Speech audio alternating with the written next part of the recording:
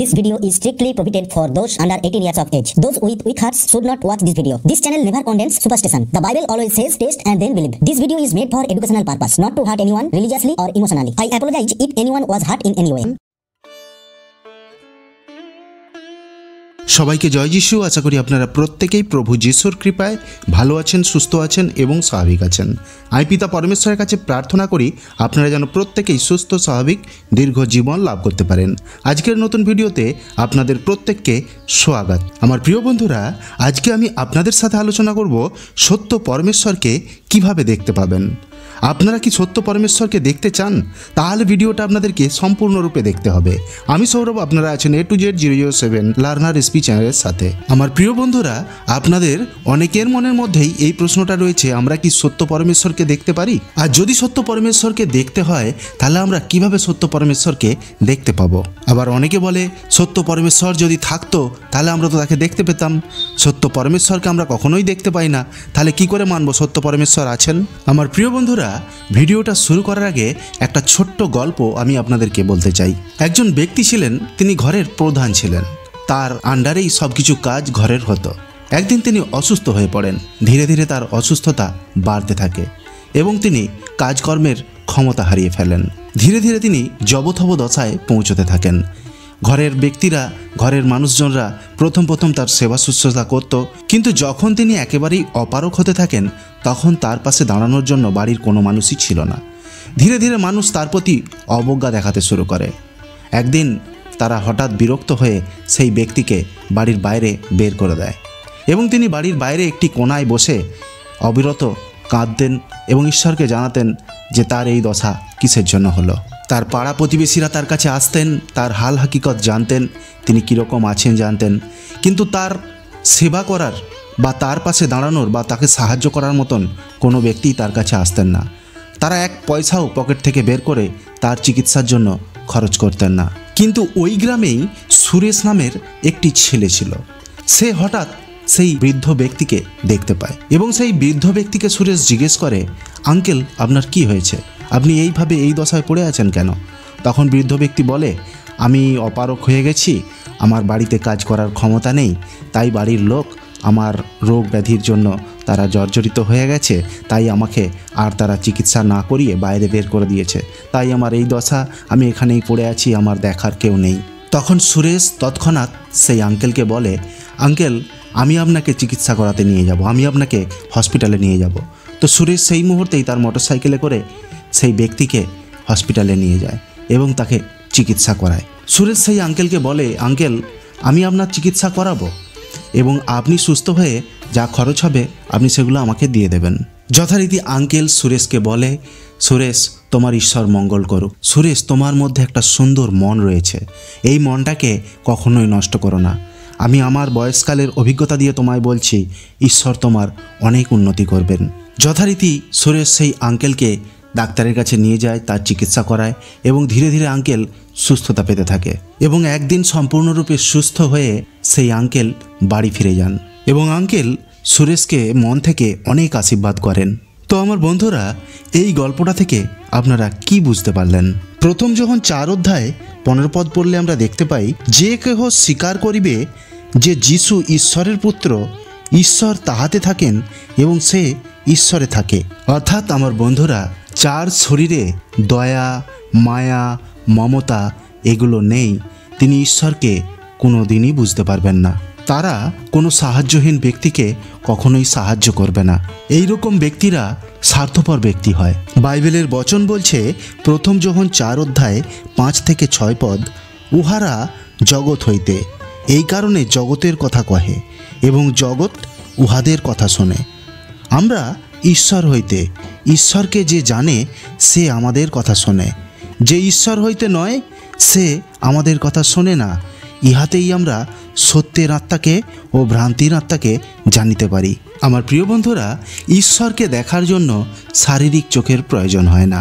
ঈশ্বরকে মনের অনুভূতি দ্বারা উপলব্ধি করা যায়। আমার প্রিয় বন্ধুরা, যারা নেশাড়ু, যারা বলাৎকারী, যারা চুরি করে, যারা মিথ্যে কথা বলে, যারা মিথ্যা সাক্ষ্য দেয়, এই রকম অসংখ্য খারাপ ব্যক্তি রয়েছেন, তারা কি ঈশ্বরের দর্শন কখনো পেতে পারেন? এই সমস্ত ব্যক্তিরা কখনো কি ঈশ্বর দর্শন করতে পারবে? কখনো দেখতে পাবে না। হ্যাঁ, যদি তারা মন পরিবর্তন করে তাহলে তাদের ঈশ্বর দর্শন অবশ্যই হবে। যদি এই সব ব্যক্তি তাদের করা সমস্ত পাপের জন্য ঈশ্বরের কাছে ক্ষমা চায় তাহলে তারা ঈশ্বরের অনুভূতি অবশ্যই পাবে। যখন কোনো ব্যক্তি তার মন পরিবর্তন করে, তার করা পাপের জন্য ক্ষমা স্বীকার করে, তখন পরমেশ্বর সেই ব্যক্তির মনকে এতটাই নরম করে দেয়, এতটাই কোমল করে দেয়, এতটাই বিচারযুক্ত করে দেয় যে সেই ব্যক্তি পরম সত্যকে জানতে পারবে, এবং পরম সত্যকে যে জানতে পারে সে ঈশ্বরকে দর্শন করতে পারে। আর যে একবার সত্যের রাস্তায় চলবে সে কখনোই সেই সত্যের রাস্তা ত্যাগ করে খারাপের পথে আর ফিরবে না। কারণ আমাদের আত্মাই আমাদের জীবন। আত্মা যতদিন রয়েছে আমরা জীবিত। আর যেই ব্যক্তি নিজের আত্মাকে চিনে যাবে, আত্মিক পথ অবলম্বন করবে, সে আর আত্মায় ছেড়ে শারীরিক জাগতিক জীবনযাপন কখনো করবে না। পরমেশ্বরও এটাই চান, কখন আমার সন্তানেরা জাগতিক জীবন ছেড়ে আত্মিকভাবে উন্নত হবে, আত্মিকভাবে আমার কাছে ফিরে আসবে, পাপের জন্য ক্ষমা চেয়ে আমার কাছে ফিরে আসবে। পরমেশ্বর এইটা সর্বদাই চায়। আমার প্রিয় বন্ধুরা, যতক্ষণ না আপনারা পরমেশ্বরকে সঠিকভাবে জানতে পারবেন ততক্ষণ পরমেশ্বরের উপরে আপনার সম্পূর্ণ বিশ্বাস আসবে না। যখন পরমেশ্বরের উপরে সম্পূর্ণরূপে আপনার বিশ্বাস স্থাপন হয়ে যাবে তখন আপনি শারীরিক চোখের মাধ্যমেও পরমেশ্বরকে দেখতে পারবেন। যে বিশ্বাসকে কেউ কখনো কোনোভাবে ভাঙতে পারে না, সেই বিশ্বাস প্রয়োজন পরমেশ্বরকে সম্পূর্ণ জাগতিক চোখে দেখার জন্য। যীশুখ্রিস্টের একজন শিষ্য জাগতিক শরীরে জাগতিক চোখে ঈশ্বরের দর্শন পেয়েছিলেন। যীশুখ্রিস্টের স্বর্গারোহণের পরেও তার শিষ্য যীশুখ্রিস্টে মেঘরথের মধ্যে দেখতে পেয়েছিলেন, তাকে দর্শন দিয়েছিলেন। সেই শিষ্যের নাম ছিল যোহন। যোহন যখন রোমে সুসমাচার প্রচার করছিলেন তখন তাকে রোমি সরকার বন্দি বানায় এবং একটি ফুটন্ত তেলের কড়ায় তাকে ফেলে দেওয়া হয়। সেই তেলের কড়ায় তার কোনো ক্ষতিই হয়নি, এতে উল্টো প্রতিক্রিয়া হয়। কি হয়? সেই সময় সেখানে থাকা অনেক ব্যক্তি যীশুখ্রিস্টের ওপরে আস্থা অর্জন করে এবং যোহনের কাছ থেকে সুসমাচার গ্রহণ করে তারা যীশুখ্রিস্টকে গ্রহণ করে। এই সমস্ত কারণের জন্য রোমি সরকার যোহনকে পদমস দ্বীপে স্থানান্তরিত করে। আর সেই পদমস দ্বীপেতে অন্তিমকালে যোহনই একমাত্র প্রভু যীশুখ্রিস্টকে আকাশের মধ্যে দর্শন করতে পেরেছিলেন স্বচক্ষে। তাই আমার প্রিয় বন্ধুরা, পরমেশ্বরকে স্বচক্ষে দেখার আগে পরমেশ্বর সম্পর্কে জানতে হবে, বুঝতে হবে, তার অনুভূতিটা আপনাকে অর্জন করতে হবে। তবেই পরমেশ্বরের অনুভূতি পেতে পেতেই আপনি স্বচক্ষে তাকে দেখতে পাবেন। আমার প্রিয় বন্ধুরা, আপনারা অনেকেই বলবেন পরমেশ্বর তো এই গোটা বিশ্বব্রহ্মাণ্ডের সৃষ্টিকর্তা, তাই তার সম্পর্কে কি সম্পূর্ণরূপে জানা সম্ভব? হ্যাঁ বন্ধুরা, তার সম্পর্কে জানা সম্ভব। আর তার সম্পর্কে জানার জন্য বাইবেলে তাকে সম্পূর্ণরূপে বিবৃত করা হয়েছে। তিনি নিজেকে বাইবেলে তুলে ধরেছেন এবং ঈশ্বরকে লাভের জন্য যে পথ অবলম্বন করতে হবে সেই পথও তিনি আমাদেরকে দেখিয়ে দিয়ে গেছেন। তাই বাইবেলই হলো আমাদের সেই রাস্তা, যেই রাস্তার মাধ্যমে আমরা পরমেশ্বরের দর্শন পেতে পারবো। আর সেই বাইবেলে প্রভু যীশুখ্রিস্ট বলেছেন, আমিই সত্য, আমিই পথ, আমিই জীবন, আমা দিয়ে না আসিলে কেহ পিতার দর্শন পাইবে না, কেহ পিতার কাছে যাইতে পারবে না। তাই আমার প্রিয় বন্ধুরা, আগে পথ জানতে হবে, তবেই তো সেই পথ দিয়ে গমন করে পরমেশ্বরের দর্শন পেতে পারবেন। আমার প্রিয় বন্ধুরা, আপনারা যদি বাইবেলকে সঠিকভাবে অধ্যয়ন করেন, বাইবেলকে বুঝতে পারেন, আপনার জীবনযাত্রা যদি সেইরূপ হয়, তাহলে পরমেশ্বর স্বয়ং আপনার কাছে আসবেন, আপনাকে দেখা দেবেন। একবার নয়, দুবার নয়, বারে বারে তিনি আসবেন।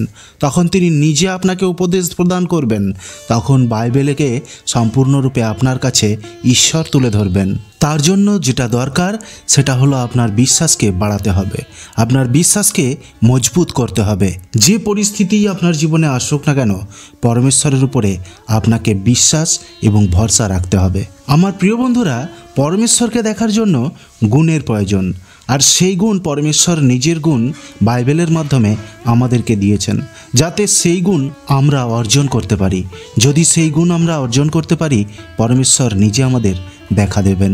এমন অনেক প্রমাণ রয়েছে যেখানে বলা হয়েছে যে তারা পরমেশ্বরের দর্শন পেয়েছে, তারা পরমেশ্বরকে দেখেছেন। এমন অনেক প্রমাণ রয়েছে, শুধুমাত্র বাইবেলের যুগে নয়, শুধুমাত্র মসি যে ঈশ্বরের দর্শন পেয়েছিলেন সেটা নয়, বর্তমান যুগেও এমন অনেক নিদর্শন রয়েছে যেখানে বলা হয়েছে তারা পরমেশ্বরের দর্শন পেয়েছেন। প্রথম যখন 4 অধ্যায় 20 পদ পড়লে আমরা দেখতে পাই, যদি কেহ বলে আমি ঈশ্বরকে প্রেম করি আর আপন ভ্রাতাকে ঘৃণা করে, সে মিথ্যেবাদী।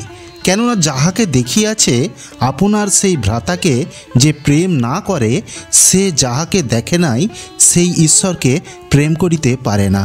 আমার প্রিয় বন্ধুরা, যে ভাইয়ের সাথে ছোট থেকে বড় হয়, তার আপদে বিপদে পাশে থাকে, তার প্রত্যেকটি মুহূর্ত, তার প্রত্যেকটি সময় তার ভাইকে নিয়ে কাটে, ছোট থেকে বড় হওয়া, খেলাধুলা, প্রত্যেকটা স্মৃতির মধ্যে তার যে ভাইয়ের অনুভূতি থাকে, সেই ভাইকে যখন বড় হয়ে ঘৃণা করে, সে কিভাবে পরমেশ্বরকে প্রেম করতে পারবে? পরমেশ্বরের সাথে কিভাবে সে দেখা করতে পারবে? তাই পরমেশ্বরকে ভালোবাসার আগে পরমেশ্বর বলেছেন আমাদের ভাইকে ভালোবাসতে হবে। যার সাথে আমরা বড় হয়েছি, যাকে আমরা চোখে দেখেছি, তাকে যদি ভালোবাসতে না পারি, তাহলে পরমেশ্বরকে আমরা ভালোবাসতে পারবো না। আর পরমেশ্বরকে যদি আমরা ভালোবাসতে না পারি, পরমেশ্বরের দর্শন আমরা কিভাবে পেতে পারি? তাই আমার প্রিয় বন্ধুরা, প্রত্যেক অসহায় ব্যক্তির পাশে দাঁড়ানোই হলো ঈশ্বর প্রেম। প্রত্যেকটি মানুষকে সাহায্য করাই হলো ঈশ্বর প্রেম। প্রত্যেকটি অসহায় ব্যক্তিকে হেল্প করাই হলো ঈশ্বর প্রেম। যদি আমাদের অনুভূতির মধ্যে প্রেম না থাকে, তাহলে আমরা ঈশ্বরের প্রতি প্রেম দেখাতে পারবো না। ক্ষতি করার চিন্তা ভাবনা, ক্ষতি করার মানসিকতা নিয়ে কেউ কখনো ঈশ্বর দর্শন করতে পারে না। আমার প্রিয় বন্ধুরা, বড় কথা এটা নয় যে আপনি পরমেশ্বরকে কতটা মানেন, বড় কথা হচ্ছে এটা আপনি পরমেশ্বরের আজ্ঞাকে কতটা পালন করেন। আমি পুনরায় আপনাদেরকে বলছি, যতক্ষণ না আপনি পরমেশ্বরকে সম্পূর্ণরূপে জানছেন, ততক্ষণ পরমেশ্বরের উপরে আপনার বিশ্বাস দৃঢ়ভাবে প্রতিষ্ঠিত হবে না। যতক্ষণ না পরমেশ্বরের উপরে আপনার বিশ্বাস দৃঢ় হচ্ছে, ততক্ষণ পরমেশ্বরকে আপনি দর্শন করতে পারবেন না। আমার প্রিয় বন্ধুরা, আপনারা যদি সত্য পরমেশ্বরের দর্শন করতে চান, তাহলে আপনাদেরকে বচনে বাড়তে হবে। আমার প্রিয় বন্ধুরা, আপনারা যদি সত্য পরমেশ্বরকে দর্শন করতে চান, তাহলে আপনাদেরকে বচনময় জীবন করতে হবে, বচনে আগে বাড়তে হবে। আর বচনের মাধ্যমে আপনার হৃদয়ে আসবে প্রেম, ভালোবাসা, ভক্তি, আর তার মধ্যেই আপনি ঈশ্বরের দৈব অনুভূতি পেতে পারবেন, আপনি ঈশ্বরের সাক্ষাৎ দর্শন পাবেন। আমার প্রিয় বন্ধুরা, পরমেশ্বর আমাকে যতটুকুন দিলেন ততটুকুই আমি আপনাদের সামনে তুলে ধরার চেষ্টা করলাম। যদি আপনাদের ভিডিওটা ভালো লেগে থাকে, লাইক, শেয়ার, কমেন্ট করবেন। আর আপনি যদি চ্যানেলে নতুন হয়ে থাকেন, চ্যানেলটা সাবস্ক্রাইব করে নেবেন। এতে প্রত্যহ পরমেশ্বরের বাক্য আপনার কাছে পৌঁছে যাবে। আপনার নাম এবং সমস্যার কথা অবশ্যই লিখে জানাবেন, আপনার জন্য প্রার্থনা করা হবে। Be positive and think positive. ভালো থাকুন, অন্যকে ভালো থাকার সুযোগ করে দিন।